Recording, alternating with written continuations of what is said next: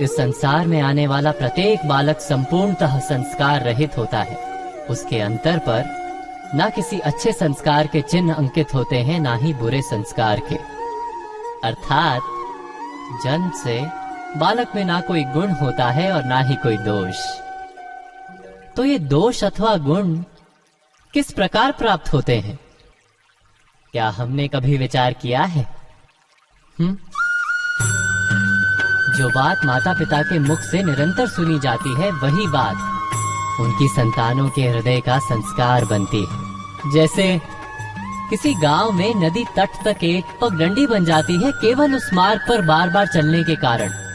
अर्थात माता पिता के हृदय की इच्छाएं उनकी संतानों के हृदय का दोष अथवा गुण बनकर जन्म लेती हैं। क्या ये सत्य नहीं? पर फिर भी जब उनकी संतानों में कोई दोष दिखाई देता है तो माता पिता आश्चर्य और दुख से भर जाते। माता पिता का हृदय ये प्रश्न करता है कि उनकी संतानों में ये कुसंस्कार आए कहां से। सत्य तो यही है कि माता पिता अपनी संतानों को अनजाने में ही कुसंस्कार के बीज दे देते हैं, जो उनके संतानों की हृदय भूमि पर कुसंस्कार का वृक्ष बनकर उठता है। अर्थात अपनी संतानों को सुसंस्कारी और धर्ममय बनाने की आशा रखने वाले प्रत्येक माता पिता को प्रथम अपने हृदय की इच्छाओं पर अंकुश रखना क्या अनिवार्य नहीं?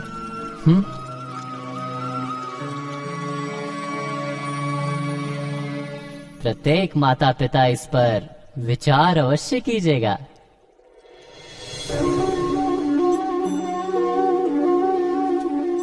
मनुष्य का स्वभाव है कि वो स्वयं को, अपने परिवार को, अपनी संतानों को अधिकतम सुख प्राप्त हो ऐसी इच्छा रखता है। इसी कारण से हम सदा श्रम और कष्ट से अंतर रखते हैं, विश्राम और सुविधाओं को बढ़ाने का प्रयास करते हैं। स्वयं अपने जीवन का विचार कीजिए, क्या ये सत्य नहीं कि हम अपनी संतानों के लिए सदा ही विश्राम और सुविधा का आयोजन करते हैं? पर क्या कभी सोचा है केवल विश्राम से क्या लाभ प्राप्त होता है? केवल सुख और सुविधा जिन्हें प्राप्त हो उनका जीवन कैसा होता है? शरीर जब श्रम करता है तो अधिक स्वस्थ बनता है। बुद्धि भी जब कठिन चुनौतियों का सामना करती है तो अधिक तेजस्वी बनती है। ये हम सबका अनुभव है, पर हम शायद ये भूल जाते हैं कि मन और आत्मा को जब कठिनाइयां प्राप्त होती हैं, तब वे भी अधिक बलवान होती हैं। अर्थात जब भी हम अपनी संतानों को श्रम और दुख से दूर रखने का प्रयास करते हैं, क्या वास्तव में उनके सुख का मार्ग बंद नहीं कर देते? स्वयं विचार कीजिए।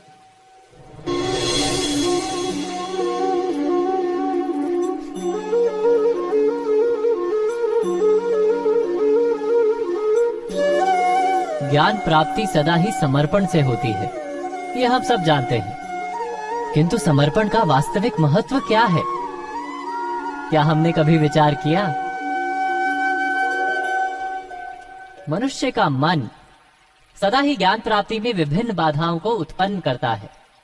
कभी किसी अन्य विद्यार्थी से ईर्ष्या हो जाती है, कभी पढ़ाए हुए पाठों पर संदेह जन्मता है और कभी गुरु द्वारा दिया गया दंड मन को अहंकार से भर देता है। नहीं, क्या ऐसा नहीं होता?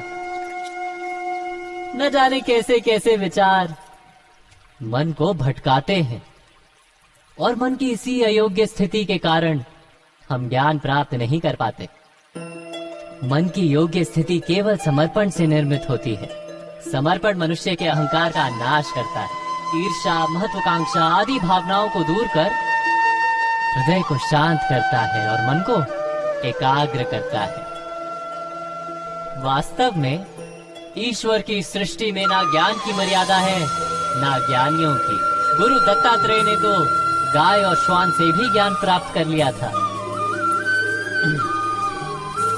अर्थात विषय ब्रह्म ज्ञान का हो या जीवन के ज्ञान का या गुरुकुल में प्राप्त होने वाले ज्ञान का, उसकी प्राप्ति के लिए गुरु से अधिक महत्व है उस गुरु के प्रति हमारा समर्पण। क्या ये सत्य नहीं? स्वयं विचार कीजिए।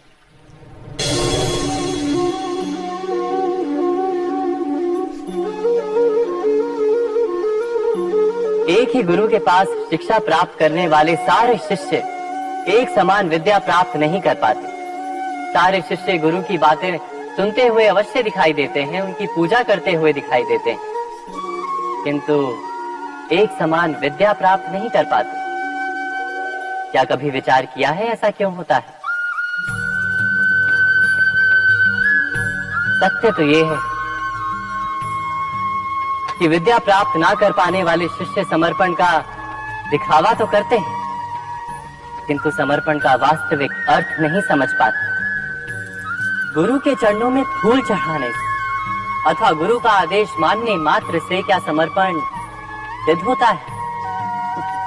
नहीं।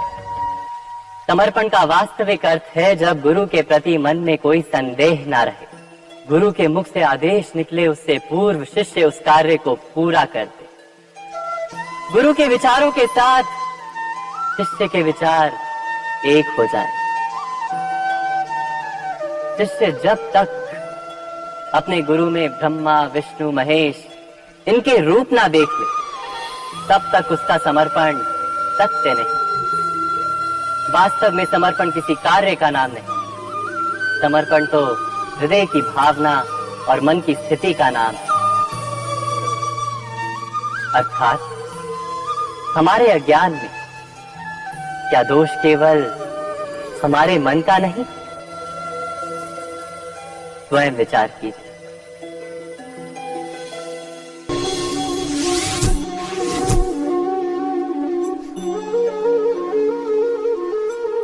श्रेष्ठता का क्या अर्थ है? श्रेष्ठता का अर्थ है दूसरों से अधिक ज्ञान प्राप्त करना। अर्थात मूल्य इस बात का नहीं कि स्वयं कितना ज्ञान प्राप्त किया, मूल्य इस बात का है कि प्राप्त किया हुआ ज्ञान अन्य लोगों से कितना अधिक है। अर्थात श्रेष्ठता की इच्छा ज्ञान प्राप्ति को भी एक स्पर्धा बना देती है, और स्पर्धा में विजय अंतिम कब होती है?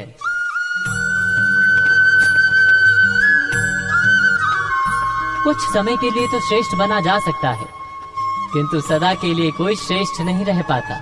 फिर वही असंतोष, पीड़ा और संघर्ष जन्म लेता है। किंतु श्रेष्ठ बनने के बदले यदि उत्तम बनने का प्रयत्न करें तो क्या होगा?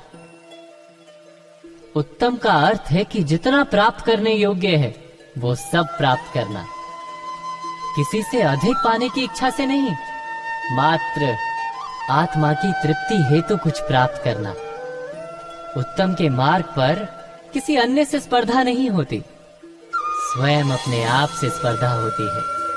अर्थात उत्तम बनने का प्रयत्न करने वाले को देर अबेर सारा ज्ञान प्राप्त हो जाता है, बिना प्रयत्न के ही वो श्रेष्ठ बन जाता है।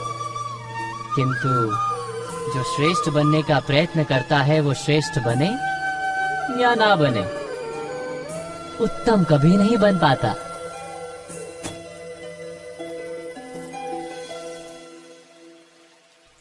अवश्य कीजिएगा।